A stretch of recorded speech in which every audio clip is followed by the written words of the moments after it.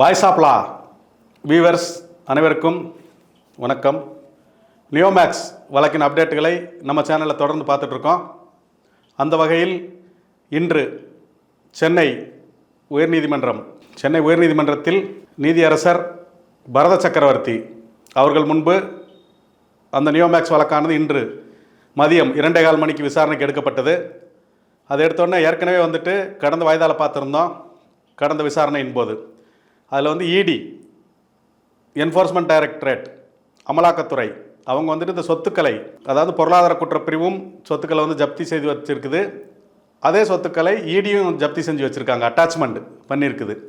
அப்போ அந்த பொருளாதார குற்றப்பிரிவிட்டிருந்து எடுத்து அந்த சொத்துக்களை மதிப்பீடு செய்து அதை நிலங்களாக முதலீட்டாளர்களுக்கோ அல்லது அதை ஏல விட்டு முதலீட்டாளர்களுக்கோ பிரித்து கொடுக்கறதுல இடி ஜப்தி பண்ணியிருக்காங்க. அவங்களுக்கு ஏதாவது ஆட்சேபனை இருக்குதா அப்படின்னு கேட்டிருந்தாங்க அமலாக்கத்துறையிடமும் மற்றும் இன்கம் டேக்ஸு வருமான வரித்துறையிடம். அப்போ இன்றைக்கும் இடி அதற்கு ஆஜரான வழக்கறிஞர் மேலே நம்ம கேட்டு சொல்லணும், மேலதிகாரிகளுக்கு தகவல் கொடுத்துருக்குறோம். அவங்க இன்னும் அதுக்கு சரியான என்ன செய்யணுன்ற பதில் கொடுக்கல, இன்ஸ்ட்ரக்ஷன் வரல, அடுத்த வாய்தால இன்ஸ்ட்ரக்ஷன் கேட்டு சொல்கிறேன் அப்படின்னு சொல்லியிருந்தாங்க.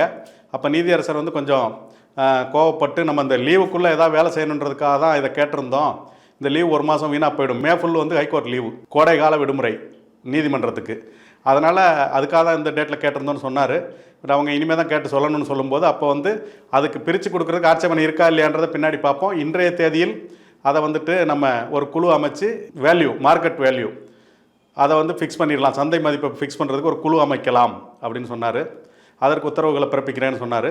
அப்போ அரசாங்க தரப்பில், தமிழ்நாடு அரசுக்காக மாநில அரசு தரப்பில் ஆஜரான குற்றவியல் துறை வழக்கறிஞர், கவர்மெண்ட் அட்வொகேட்டு, கிரிமினல் சைடு, அவர் என்ன சொல்கிறாருன்னா, அந்த குழுவில் வழிகாட்டு மதிப்பு ஏற்படுத்தும் குழுவில் தனிநபர்கள் வந்தால் அது பிரச்சனைக்கு வழிவகுக்கும், அரசு தரப்பு அதிகாரிகளை மட்டும் வச்சுட்டு அதை செஞ்சிடலாம், அதில் தனியார் வந்தாங்கன்னா அதில் ஆட்சேபனை இருக்குது, என்னோடய ஆட்சேபனையை நீங்கள் பதிவு செஞ்சுக்கோங்க அப்படின்னு சொன்னார். அப்போ நிறுவன தரப்பில் வழக்கறிஞர் திரு ஆயிரம் செல்வகுமார் அவர்னு சொன்னார், டு அசிஸ்டிங் தி கமிட்டி தான், அந்த கமிட்டிக்கு ஒத்துழைப்பு, அந்த கமிட்டிக்கு சில விஷயங்களை சொல்லி கொடுக்குறது, ஒத்துழைப்பு கொடுக்கறதுக்கு தான் நம்ம தனிநபர்களை கேட்குறோம், அவங்க அதை மதிப்பீடு செய்கிறதுக்கு இல்லைன்ற மாதிரி பேசினாங்க. அதை தொடர்ந்து நம்ம தேனி மாவட்டம் நியோமேக்ஸ் முதலீட்டாளர்கள் பாதுகாப்பு சங்கத்தின் சார்பாக ஒரு மனு தாக்கல் செஞ்சுருந்தோம். அது கிரிமினல் எம்பி எம்டி 752/2025. அதில் இந்த ஜாயிண்ட் வெஞ்சர் அக்ரிமெண்ட்னு சொல்லி இவங்க கொடுத்துருக்காங்க. அந்த ஜாயிண்ட் வெஞ்சர் அக்ரிமெண்ட்டை காவல்துறையினர் விசாரணைக்கு எடுக்க மாட்டாங்க. அதை விசாரணைக்கு எடுத்து அந்த TNEOW.in அந்த வெப்சைட்டில் ஏற்றணும் அப்படின்னு நம்ம மனு தாக்கல் செஞ்சுருந்தோம். அந்த மனுவில் உள்ள அந்த பகுதியை குறிப்பிட்டு நான் பேசும்போது இது காலம் கடந்து வந்திருக்கின்ற மாதிரி அரசு தரப்பு வழக்கறிஞர் சொன்னார். இல்லை அது காலத்திற்குள்ளே தான் கொடுத்துருக்குறோம். அப்புறம் 161 ஸ்டேட்மெண்ட்டு காவல்துறையினர் விசாரணைக்கு கூப்பிட்டு நம்ம ஆட்கள்கிட்ட விசாரிச்சிருக்காங்க, விசாரணையின் போது தான் இதை ஏற்றுக்க மாட்டோம்னு சொல்கிறாங்க, அதனால் இம்மீடியட்டாக நம்ம மனு தாக்கல் செஞ்சுருக்கிறோம் அப்படின்னு சொல்லி வாதிட்டோம். அந்த 100 ரூபா ஸ்டாம்ப் பேப்பர், நான் ஜுடிஷியல் ஸ்டாம்ப் பேப்பர், நீதிமன்ற கட்டணம் அல்லாத முத்திரைத்தாள் இருக்கு இல்லையா, அதில் அக்ரிமெண்ட் போட்டிருக்காங்க, ஜாயிண்ட் வெஞ்சர் அக்ரிமெண்ட்னு.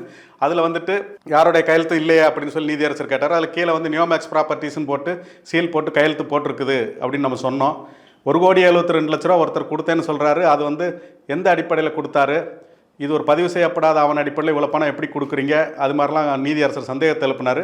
அது விசாரணை அதிகாரி முடிவு பண்ண வேண்டிய விஷயம். நாங்கள் இதன் இதை ஒரிஜினலை கோர்ட்டில் தாக்கல் பண்ணுறோம். அதை நீங்கள் எக்ஸ்பர்ட் ஒப்பீனியன், அதாவது அந்த கைரேகை கையெழுத்து நிபுணர்கள் இருப்பாங்க இல்லையா, அவங்களுக்கு அனுப்பி அதை நீங்கள் செக் பண்ணிக்கலாம்.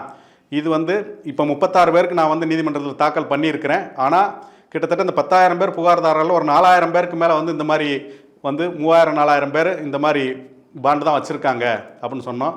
அப்போ நீதியரசர் ஒரு பாண்டை காட்டினார், நம்ம ரெகுலராக ஒரு பாண்டு கொடுத்துருப்பாங்களா அதை காட்டினார். இது மாதிரி தானே எல்லாத்துக்கும் ஒரு சிங்கிள் பேஜில் ஒரு பக்கத்தில் இருக்கிற ஒரு பாண்டு கொடுப்பாங்கன்னு சொன்னார். அதுவும் கொடுத்துருக்காங்க, இது மாதிரி ஜாயிண்ட் வெஞ்சர் அக்ரிமெண்ட்டும் கொடுத்துருக்காங்க. இதையும் விசாரணைக்கு எடுத்து அவங்க பணத்தை உள்ளே சேர்க்கணும் அப்படின்னு நம்ம வாதத்தை வச்சுருக்கிறோம். அப்போ நிறுவன தரப்புலேயும் இது சம்மந்தமாக நான் பதில் மனு தாக்கல் செய்கிறேன்னு சொன்னாங்க. அரசு தரப்புலையும் EOWக்காக ஆஜரான குற்றவியல் துறை வழக்கறிஞர் அவர் பதில் மனு தாக்கல் செய்கிறேன்னு சொன்னார். அதை அடுத்து இந்த வழக்கு ஜட்ஜு அந்த கமிட்டி ஃபார்ம் பண்ணுறேன், அதாவது மதிப்பீடுகளை, சந்தை மதிப்பை கணக்கிடுவதற்கு ஒரு குழு அமைக்கிறேன், அந்த குழுவில் யார் இருப்பா, அவங்க என்ன வேலை செய்யணும், எவ்வளோ டைமு, இந்த மாதிரி விஷயங்கள்லாம் நம்ம அந்த தீர்ப்பில் நான் சொல்கிறேன். அது 40 நிமிஷம் 45 நிமிஷம் ஆகும். அது இந்த நீதிமன்றத்தில் பண்ணிகிட்டு இருந்தால் லேட் ஆகும். நான் தனியாக வந்து சேம்பரில் போயிட்டு அந்த ஆர்டரை டிக்டேட் பண்ணி அதை ஆன்லைனில் அப்லோட் பண்ணிடுறேன். அது நாளை மறுநாளோ வந்துடும். அதை நீங்கள் பார்த்துக்கோங்க அப்படின்னு சொல்லி அந்த வழக்கு இன்று வாய்தா போடப்பட்டுள்ளது. அதுக்கு அடுத்த வாய்தா தேதி வந்து மே ஃபுல் வந்து நமக்கு லீவு, கோடைக்கால விடுமுறை. அதுக்கப்புறம் வந்து அது வந்து ஜூனில் வந்து விசாரணைக்கு வரும். அதுக்கிடையில் என்ன வேலை செய்யணும், என்ன இது விஷயங்கள் இதில் இருக்குதுன்றதெல்லாம் அந்த ஆர்டரில் நீதியரசர் சொல்லுவார். அது நாளை மறுநாளோ வெப்சைட்டில் வந்துடும், நீங்கள் பார்த்துக்கோங்கன்னு சொல்லியிருக்காரு. அது வெப்சைட்டில் பதிவேற்றம் செய்யப்பட்டவுடன் உங்களுக்கு வந்து அடுத்த விஷயம் தெரிவிக்கப்படும். இதுபோல் இன்னமும் நியோமேக்ஸ் செய்திகளை தொடர்ந்து பார்க்க நமது சேனலுடன் இணைந்திருங்கள். நன்றி, வணக்கம்.